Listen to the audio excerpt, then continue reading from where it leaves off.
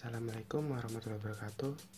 Jadi teman-teman, di video kali ini saya akan memberikan tutorial atau cara gimana sih menyembunyikan jumlah subscriber pada profil YouTube kita. Seperti ini.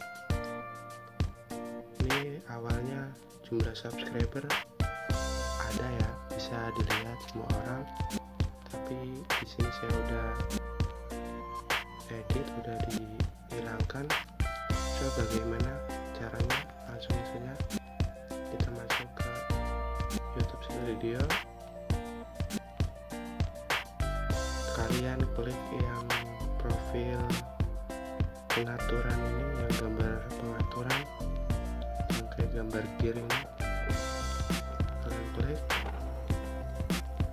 Kalian klik yang channel. Nah, di sini ada beberapa opsi ya. Info dasar, setelan lanjutan, trending, dan kelayakan fitur. Kalian bisa klik setelan lanjutan. Di sini bisa kalian cari ke bawah apa Anda ingin menetapkan channel Anda sebagai